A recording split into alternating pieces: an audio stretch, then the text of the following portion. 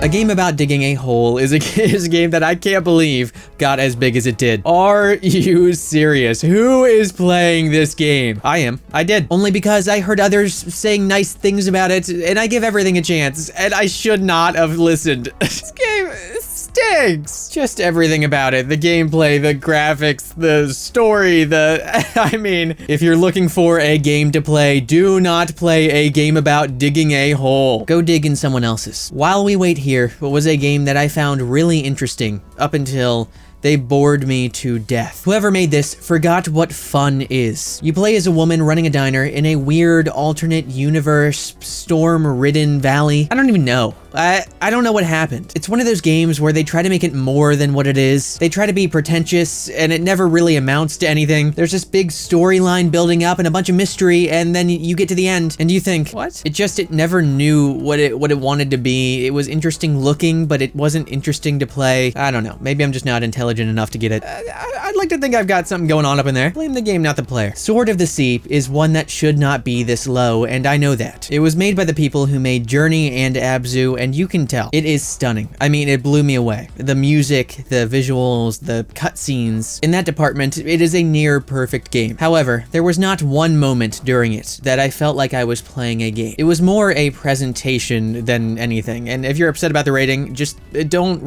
push this one aside. I mean, I had to put it low because I did play it, and it is a game in a technical sense, but I wouldn't say it's a game, really. If you just want to unwind and not really pay much attention to anything you're doing or anything that's going on, I mean, it's good for that, but don't expect much depth. The way I feel about Mouthwashing is how I feel about While We Wait Here. It wants to say so much and be so much. It has the outstanding ambition and the visuals to back it up, but without watching any videos that recap, explain, or dive deeper into what actually took place within it, I'm not sure what did. There are some games that have blatant, inherent meaning. This is not one of them, and I'm not sure if I dove deeper, I would even find anything at all. It didn't really seem like there were any metaphors at play. It just seems like one of those indie games that has really high reviews because of how good the visuals really are, and they are good, but that's about it. And maybe I'm wrong. I would say don't take my word for this one. I assume I'm wrong, but in the odd case I'm not, I can't really recommend this one. Sleep Awake had a little bit more meaning to it, but not much more, and I wouldn't say the gameplay was any bit better than what Mouthwashing or anything previous provided. It was too long for a story that just didn't need to be. It didn't really end up saying anything in the end either as well. It was kind of cohesive, but overall, I played this one pretty recently and I already kind of forgot everything about it. It's drab, it's forgettable, and the reviews this time agree with me on that. Arctic Awakening could have been up there with Firewatch for me. This game had the potential to be so good. It looked beautiful, the voice acting was on point, the story was so interesting and mysterious, the suspense was there, all for it to fall flat in the end. Not to mention the crashes which would happen consistently every few minutes, and the infinite amount of soft locks where you just can't progress in the game unless you move, walk, or say something a certain way. There were times where you would have to restart the game because the main dialogue of everyone speaking would cut off, and you couldn't continue until they were done saying the thought they were saying, but they wouldn't say it. It was a horrific mess that could have been one of my favorite games ever made.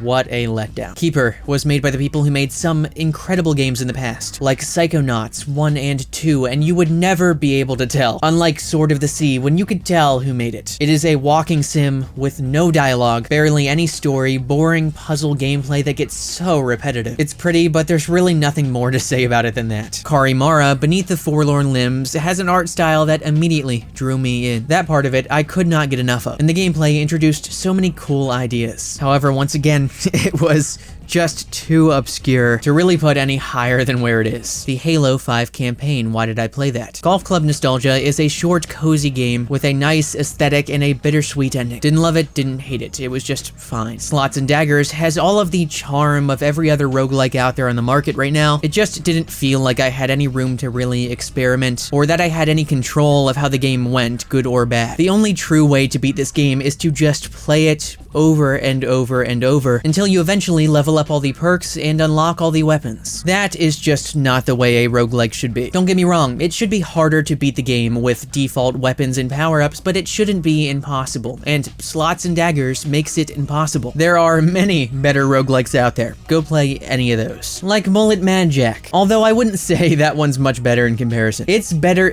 looking, it's more satisfying to play, but it falls into that curse of repetition. I know I keep saying that, but all the games I've mentioned so far struggle with keeping you interested. The enemy variation just wasn't there. And I hate that because I enjoyed the demo so much. Maybe if it was a bit shorter, it would have stuck with me more, but as of now, if they don't update it or change around anything they've got going on, it's just not really meeting the mark. SUPERHOT Mind Control Delete is just more SUPERHOT. It's alright, it's not revolutionary, just a forgettable title that if you would have told me was part of the original game, I would have believed what you were saying. It was just too short to be its own game. I don't know why this wasn't just a DLC. Human Fall Flat is another short, cozy game to play with friends. It's a puzzle platformer that anyone could grasp. I've played through this one many times when there's nothing else to play and you just want to throw something on. It does have its charm, it can create great moments, but I mean, there's just not much to it. The game gets better or worse depending on solely who you play it with. Untitled Goose Game is another one that received mass praise upon release, and I do kind of understand why. It was a good time, and aside from not really having much to it, I don't really have any glaring complaints about it. Remnant II could be up there architecturally and world design wise with Expedition 33 or Elden Ring, anything like that. I was so captivated by the presentation of this game, and the gameplay wasn't bad, but it left something to be desired. It did have a wide variety of enemies, and as I said, the visual design was top-notch, but I just wish I had more options to go and do whatever I pleased. It was a little too linear for how massive it seemed. Everything you thought you could go into and explore, you sometimes could, but most of the time could not. And for long periods of time, that would leave you without any new weaponry or armor. What the first Remnant did best was the discovery aspect, alongside the story and boss fights. In this one, they kind of relinquished that feeling of not knowing what's going to be around every corner. A short hike was beautiful and a good game to knock out in one sitting. Still Wakes the Deep was the most disappointing horror game that I've probably ever played. It was near perfection in the moments when you didn't know what was chasing after you, and then as soon as that was revealed, it all got ruined. I think always the best thing a horror game could do is to constantly instill that sense of suspense into you without ever taking that away. You need to remain to have that feeling like something is going to happen, something big, a twist, or a large event is coming up, you are being hunted, and maybe at the end that reveal does come, but it shouldn't come any sooner. I personally never want to see what's chasing me because that takes me out of the whole thing. Just build, build, build, and then end it with a big bang. Layers of Fear, I would say, is another huge horror disappointment, but I wouldn't really even call it a horror game. It had bits and pieces of what makes a good thriller, but I don't think it ever really tried to scare me. Really, you play this game for the incredibly well-crafted puzzling. Finding solutions to elaborate mind-bending schemes kept me so hooked that I beat the entire thing in one sitting. And it's a pretty decent length. I clocked in a good shift. 60 Seconds Reatomized was another good one to beat in one sitting. I just wasn't a huge fan of the 3D portion, or how incredibly easy it was to get all the way to the end without killing a single survivor. There were not enough stakes at hand. Megabonk would have been so much higher if it wasn't for the mega threat humor. I know that's not really a valid complaint for most, but for me, I had to drop it down a few points because I found myself gritting my teeth way too often at how Nyan Cat this game can be. If I still had a Vine account and followed King Bach, I would maybe get a kick out of this one. Or an Omega lol. Nine Kings was a strategy roguelike I played and beat within an hour. Great concept and execution, just too short. Once in Flowerlake is a short, heart-wrenching, life-changing game that I wish, with everything in me, was longer. It was made by one person, features no dialogue, and yet still conveys exactly what it's trying to say. It is so incredibly underrated and everybody should try it. I just could not put it higher because I wanted so much more of it. Emily is Away is a game based entirely inside of an old text messenger. It makes you time travel back to 20, 30 years ago and relive exactly what it was like back then. The story is good, but it builds up the entire game with the idea that your decisions matter, and then when you reach the end, you get let down knowing that none of them really did. Emily is Away 2 is a longer improvement of the first, and you can really control outcomes. Although they are both point-and-click games, so they had to go pretty low. Iron Meat is everything I could have ever wanted from a retro platforming shooter. It not only perfectly captures the era which it's trying to go for, but also modernizes it. It's really just a great time. It's also short, and I wanted more of it, but it's great. Ambrosia Sky is an episodic release that only has one episode at the time of saying this, and it has the potential to be maybe a Game of the Year contender once all the episodes are out. It is so special, but because it's not all out yet, I can't rate it any higher than what it is, but it will be pretty high if it keeps going at this rate. CloverPit is an amazing roguelike. I just beat it in my first run, so the replayability factor really isn't there for me. I am not deep into the lore of the back rooms, as some people probably are, like the Chungus Megabonk dev, but the atmosphere of the complex expedition I just couldn't turn down. And it did exactly what I love from horror games. It never showed you what was chasing you. Well, I mean it did, but just not too much, only in glimpses while you were being followed. You would turn around and see something here and there. But it was great, and the only game that I've ever tried to look at or play from the backroom genre. The Fancy Pants Adventures is a childhood classic that I had to just return to one more time. This was shortly after finding my 360 again and booting that up. I gotta say, it's still pretty good. Lego City Undercover is the best Lego game ever made that nobody ever talks about. This is another one I just found that I had again for the 3DS. It kinda surprised me, it's still pretty good. Can't believe I'm saying that about a Lego game, and I can't believe I put it above all the games I did. Sometimes I just rate things less objectively, and more based on how much I enjoy them, it just depends. Marvel's Spider-Man Miles Morales was a fine game. Technically a huge accomplishment, but just not as good as the first. And that leads me to Marvel's Spider-Man Remastered, which is a game that has a much better story and almost brought a tear to my eye in the end. What I'm really just not a huge fan of in these games is the hack and slash beat 'em up combat. It's good enough to gawk at for the first few hours, and then after that it starts to feel like a chore. Many times I found myself avoiding it altogether and just focusing on the main objective if possible. The Berlin Apartment was a game that I loved. It was by far one of the best ones that released this year. There were just so many games that I played this year that I thought were better than it. You are renovating an apartment in Berlin, and as you do, you uncover objects that have been lost to time. These objects hold stories about previous residents and what took place around them, how the world has changed and how in many ways it hasn't. No, I'm Not a Human I also loved, but at the time of recording this, I've only gotten one ending in it, and it was a bad one, so I have to go back through and play it again to rate it any higher. We Were Here is a great cooperative puzzle adventure that is completely free on Steam. Until Dawn would have been at the top of this list, but it was another horror that showed you too much of what was chasing you, and the ending was abysmal. The Stanley Parable Ultra Deluxe is a game with I think over 1,000 endings. I only got 2 of them, and who's to say those were the good ones, so I have to go back through and play this one a lot more to rate it any higher. Poco is an unbelievably charming short game, made by a few college students that have never made games before. I love Poco and I talk about it all the time, but a point-and-click game can only be rated so high. Minecraft Story Mode Season 1 and 2. The weakest bunch of all the Telltale games I've played, but still pretty good. 60 Parsecs. A 10-fold improvement over the original in my mind. It's more fleshed out, feels like you actually have a chance at death, and I enjoyed it much more. Hollow Knight is a perfect game that isn't for me. I knew it wasn't going to be my favorite ever going into it, but it actually ended up really surprising me. I'm usually not into unplayably hard games, and definitely not into anything Souls-like related. However, it wasn't nearly as hard as I thought it'd be. It did have its moments, but come the next year, I can see this one moving up a lot, once I make some adjustments and refresh my list. I played Bits and Bops when it only had 50 reviews on Steam. How does nobody know about this game? It is everything you love about Rhythm Heaven Reincarnated. I mean, you still just point and click to play it, but I recommend everybody to get this one as soon as possible. Super Smash Bros. Brawl is so close to being the best Smash game for me. I come back to its campaign all the time, it's just that good. I love Smash games, I've just never been a huge fan of any of the movement in any of them. That and I'm not a huge fighting game person, but I just can't deny my love for everything Reggie has put his hands on. Firewatch is a game that I wish I could love every part of, but it is a game renowned for one of the worst endings. I've heard a lot of people try to justify it, saying how it couldn't have ended any differently. I disagree. I don't think there's any excuse, especially when you compare the quality of the rest of the game. I also would have liked to see it lean a little bit more into the horror mystery aspect, but most of what it did really well. You will never play another game like Blippo Plus. It is a visual novel simulator story game, where to progress you must scroll through a TV guide and watch all of the custom-made programming. It is unlike everything I've ever seen. You must play it. Super Smash Bros. Melee is the best Smash game ever made. Baby Steps. I can't believe I loved Baby Steps. It was made by the creator of Getting Over It, Bennett Foddy. It is a Foddian game, and I have never brought myself to beat even one of those types of games, but the skill it took to master this one was not anywhere near out of my reach. Once I learned the movement, I really enjoyed it. I heard a lot of people saying this was the hardest Foddian game. That could not be more wrong. It's hard enough to keep you interested and easy enough to keep you interested. Thank goodness you're here is a mastery in humor and artistry, without ever taking itself too seriously. It knows exactly what it's trying to be, and it thrives in that. It is light, bubbly, eccentric, obscure in a good way. It was all around just a great game that I can't believe more people haven't heard of. There's a lot of negative connotation around the phrase friend slop, which by definition is what you would describe what Peak is. But the difference is, this one is good enough to replay dozens of times due to the fact that you are working toward an end goal, an objective. Where Lethal Company, Repo, and everything else fails is where Peak succeeds. It is the best game of its kind, and I hope a trailblazer to lead the genre down a brighter path. Road 96 was a bit of a letdown. I thought the choices I made were helping to shape the ending I got a lot more, when really the game only had 3 ways to go. I don't think that's necessarily a bad thing, and I can't blame them, the developers, for that. It was a small indie team, and I think their first game, developing more branching endings would be a nightmare, so I get it. I just wish there was more because I loved it so much. Dispatch was an amazing attempt at a choice-based game by Ad Hoc, and I think they laid the groundwork for a 10 times better sequel. I do have some gripes. The hacking feature, take it out. Maybe dial down the James Gunn humor a little bit. Take more chances next time. Do things like killing people off left and right. Make quick time events more frequent and interactive. I feel like they just played it too safe this time, because they were trying to test the waters and see if people even liked what they were trying to do. And people really did, so now it's time to go all in. I can't wait to see what they offer next. If you love the game before your eyes, this is a must play. It is a story about a baby with a mind of an alien. You navigate the game trying to communicate the fact that you are smarter than you appear to your family, but physically you can't say it or show it. You are just a baby. As you navigate with this internal monologue, you'll experience plot twists, metaphors, and a completely different story than what you expected going into it. Goodnight Universe has much deeper meaning if you want to dig into it, but if you don't want to pay attention to any of that, it still holds up as the sci-fi mystery it is. God of War is a masterclass in game design. Every single part of it, you could argue, could not be better. It took me around 50 hours to beat. Once you've played for that long, the combat feels a little mind-numbing, kind of started to give me the Spider-Man feeling, and I usually do not tend to play games that take anywhere over 25 hours, so that's why it's not in the top 5, and because of Atreus, I wish I could have killed that brat. 12 minutes is a game where you are stuck in a time loop, and the only way to get out and understand why you're in it is to complete a set of tasks that you have to find in chronological order. Fail, and your assassin comes to burst down your door and kill you and your wife. Is she a part of why this is happening? Are you a part of it? Can you even escape at all? Nubby's Number Factory should be in my top 3. I would just feel objectively so wrong for putting it up there, considering how simple it is and what it looks like, but it's the game that I replayed the most in 2025. I will continue to play in 2026, the title I recommend to everyone I come across, and my second favorite roguelike ever made. Lumines is a franchise that started back on the PSP, known widely for its Tetris-like gameplay, but more so known for the brilliant level design tied in with the music. This is another great entry in the series. Mario Kart World made me cry. I never had any problems with the tracks. I think the depth and skill it takes to master driving now is incredible, but that isn't why it made me cry. I cried during and after completing Rainbow Road for the first time. I don't know what got to me. It was a mix of the pure childhood wonder that made me feel like I was little again. It made me appreciate that I can still feel that joy again through the medium I love and have devoted my life to. Also, I gave myself a rule that if a game is good enough to make me cry, I have to put it somewhere near the top of the list. Batman, the Telltale series. Still one of the weakest, but leagues above Minecraft story mode. The characters are undeniable, and the voice acting could not be any different. Without sounding too much like I am rabidly autistic, Sonic Heroes is the most underrated Sonic game, and dare I say, the best one